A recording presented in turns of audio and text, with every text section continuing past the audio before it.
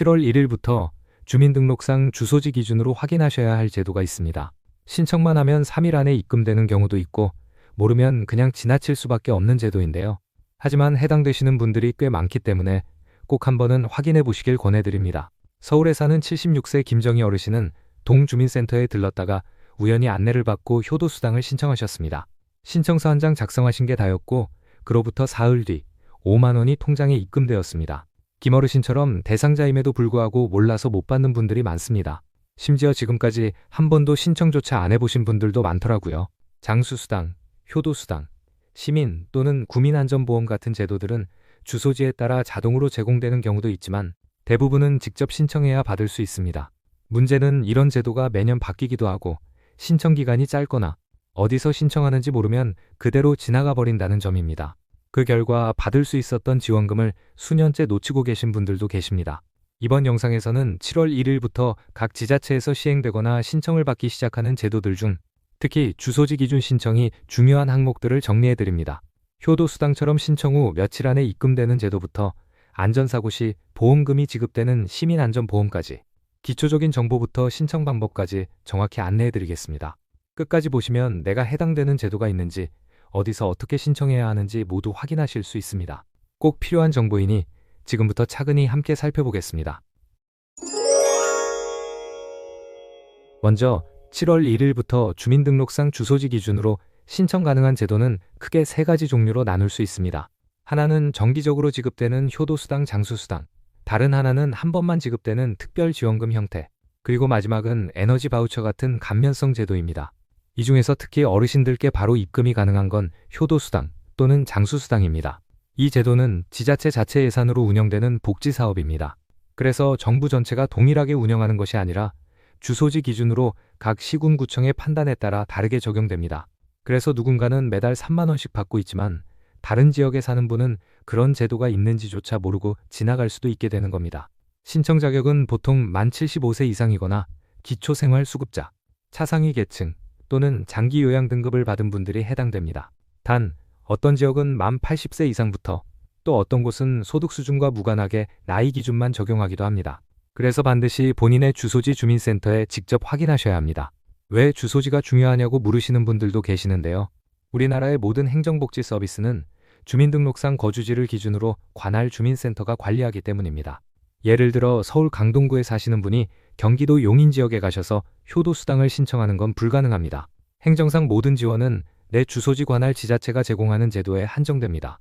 그래서 이사하신 분들은 새로운 주소지에 가서 한 번 더 확인하시거나 이전 주소지에서 받은 혜택은 종료됐는지 확인하셔야 합니다. 실제로 이런 제도를 들어보셨어도 어디서 신청하는 건데요?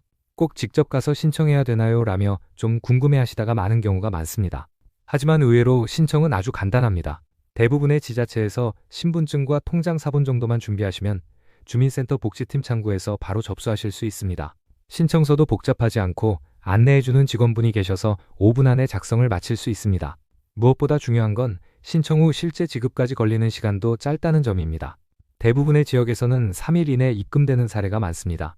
물론 이는 지자체의 예산 사정이나 접수량에 따라 달라질 수 있지만 즉시 지급되는 형태의 제도는 실제로 많습니다. 예를 하나 들어보겠습니다.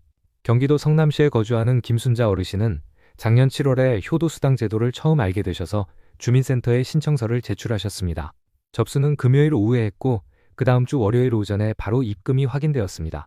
김 어르신은 이런 걸 이제야 알게 되다니 하시며 그동안 놓친 기간이 아깝다고 하셨습니다. 비슷한 방식으로 에너지 바우처도 마찬가지입니다.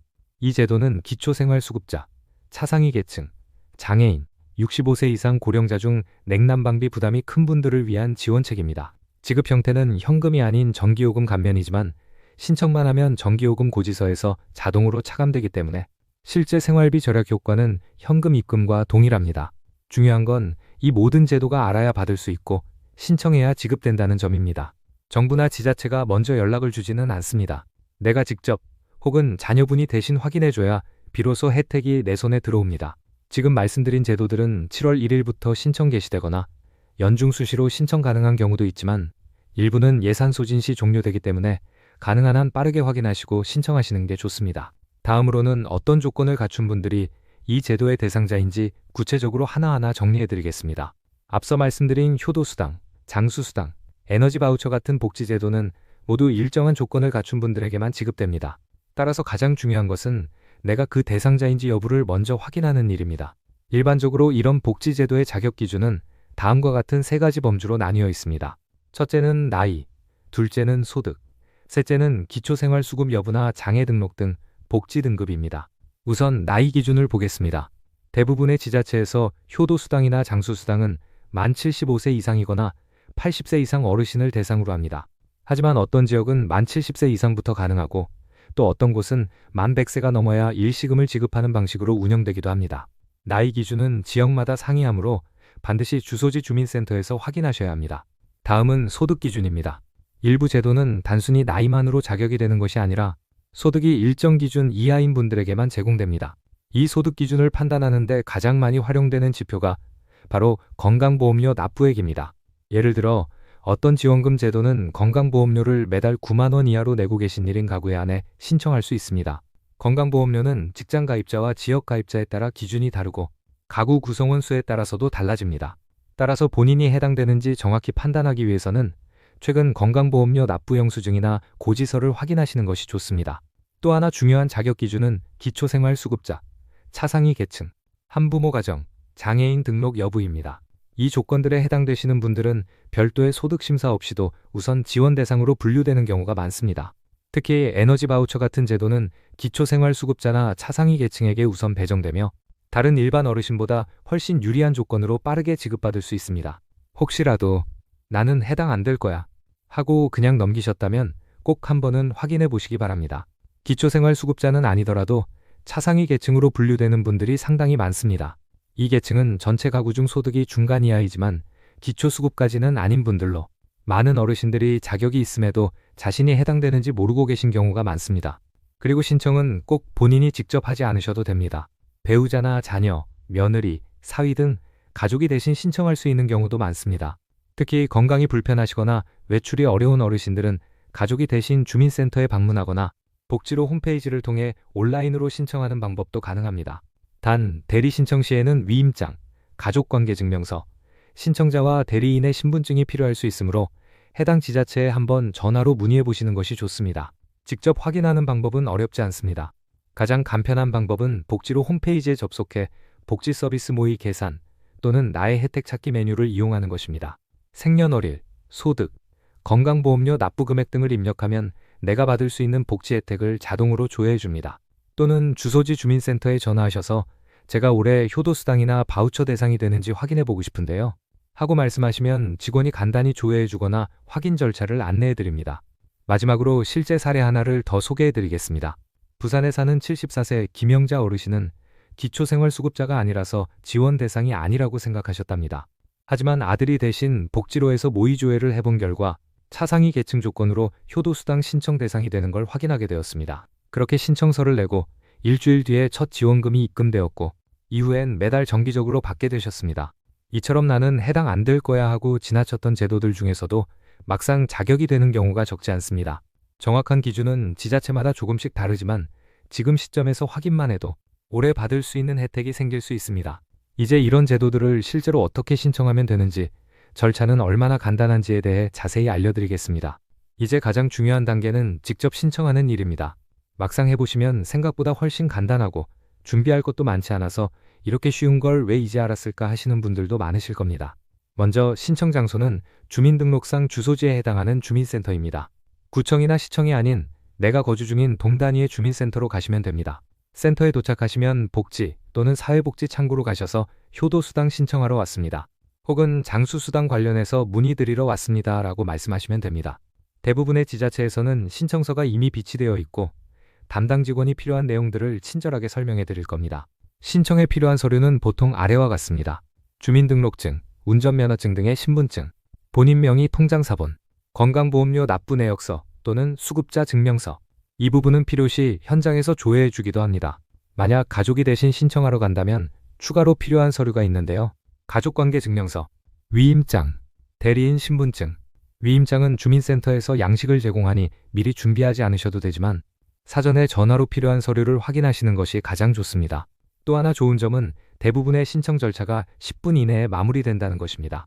미리 신분증과 통장 사본만 챙겨가신다면 창구에서 신청서 한 장만 작성하고 서명하는 것으로 대부분의 절차가 끝납니다. 그리고 제출 후에는 별도 연락 없이 지자체에서 정한 기준에 따라 검토가 진행되고 이후 지원금이 입금됩니다. 특히 에너지 바우처나 정부 공통복지제도는 복지로 홈페이지에서 신청이 가능합니다.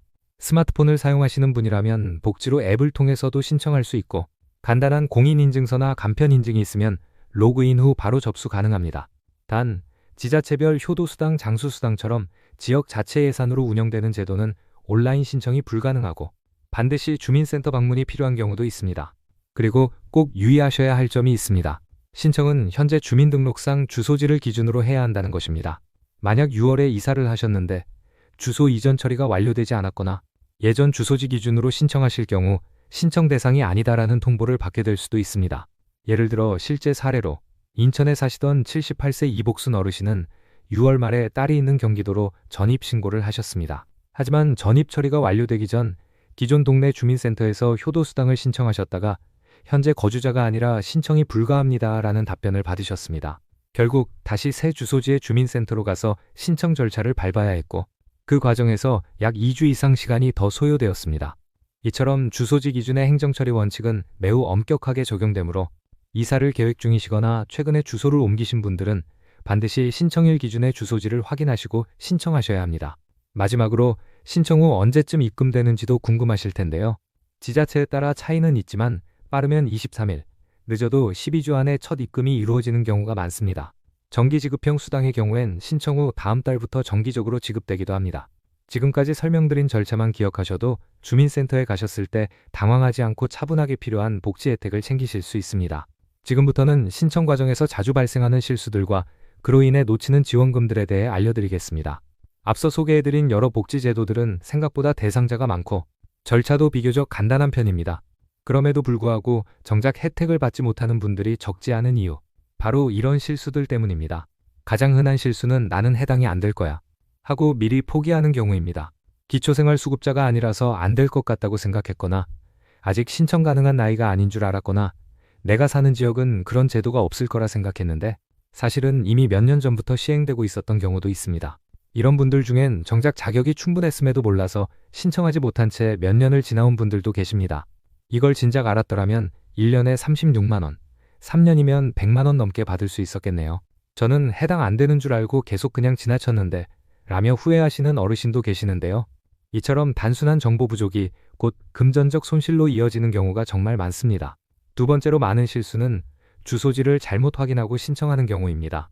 본인의 실제 거주지가 아니라 주민등록상 주소지를 기준으로 신청해야 하며 심지어 이사를 갔더라도 전입 처리가 아직 완료되지 않은 상태라면 신청 자체가 무효로 되는 경우도 있습니다.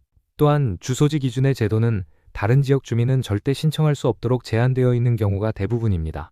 예를 들어 서울 양천구에서 시행 중인 효도수당은 양천구 주민만 신청할 수 있으며 타 지역 주민이 동일한 제도가 있다고 해도 내용이나 지원 금액, 조건이 전혀 다를 수 있습니다.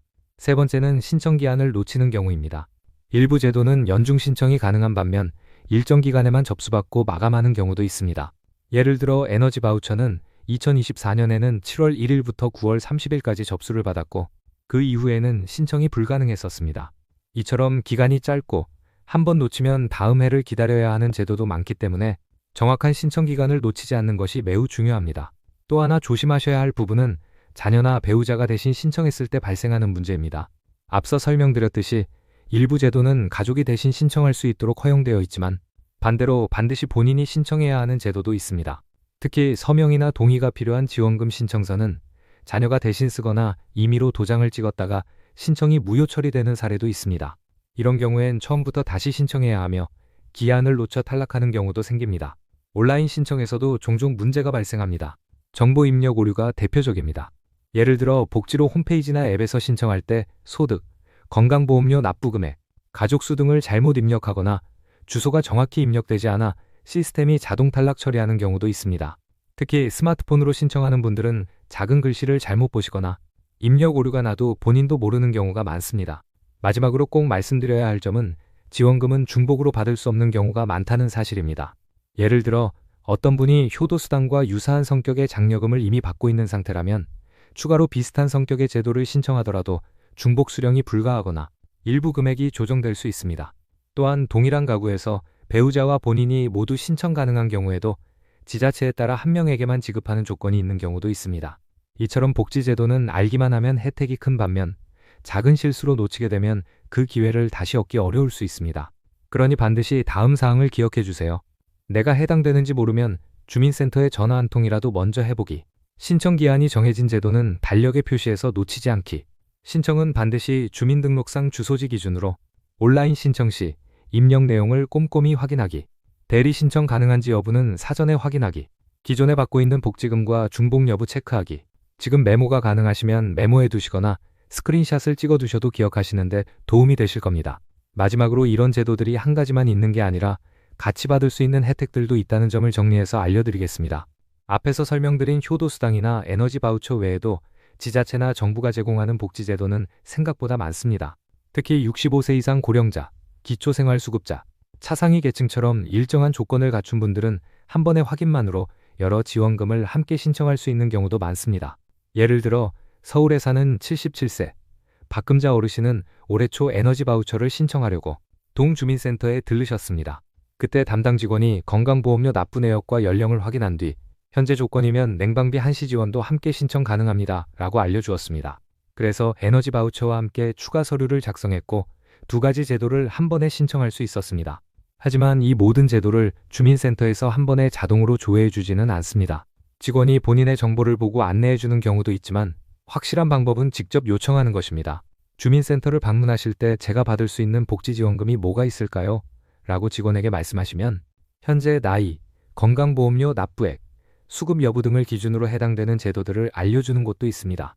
단, 각 직원의 업무 범위나 안내 수준에 따라 차이가 있을 수 있고 모든 지자체가 같은 방식으로 운영되는 것은 아닙니다. 이와 관련해 복지급여 통합 안내 시스템을 활용하는 지자체도 있지만 전국 공통 시스템으로 조회되는 것은 아니며 내부 행정망을 통해 확인 가능한 항목에 한정됩니다. 또한 지자체마다 운영 여부는 다르지만 일부 지자체는 전화로 미리 상담을 받을 수 있고 찾아가는 복지상담 서비스를 통해 가정방문 상담을 운영하기도 합니다. 우리 어머니가 고령자인데 받을 수 있는 혜택이 있을까요? 라고 가족이 대신 문의하는 것도 가능합니다. 이처럼 같은 조건으로 신청 가능한 제도는 여러 개가 있지만 그걸 알고 있는 사람과 그렇지 않은 사람의 차이는 꽤 큽니다. 한 분은 에너지 바우처만 신청하고 끝났지만 다른 분은 에너지 바우처와 냉방비 지원, 효도수당까지 함께 신청해 매달 수만 원씩 추가 지원을 받기도 했습니다. 정리하자면 조건만 맞으면 동시에 여러 복지제도를 함께 받을 수도 있는 겁니다. 비슷한 조건으로 여러 제도를 함께 신청할 수 있고 신청 방법도 어렵지 않습니다. 신분증, 통장사본, 수급증명서나 건강보험 납부 확인서 정도만 준비하시면 되고 담당자에게 동시에 신청 가능한 제도가 있는지 확인해달라고 요청하는 것만으로도 놓치고 있던 혜택을 챙길 수 있습니다. 자, 이제 해야 할 일은 단 하나입니다. 신분증과 통장사본 챙기시고 주소지 주민센터로 전화 한 통 또는 방문 한 번만 해보세요. 몰랐던 혜택이 내 통장에 바로 들어올 수 있습니다. 지금까지 내용이 도움이 되셨다면 구독과 좋아요 부탁드립니다. 앞으로도 놓치기 쉬운 복지 정보, 꼭 필요한 생활 혜택들 정확하게 알려드리는데 큰 도움이 됩니다. 그럼 시청해주셔서 감사합니다.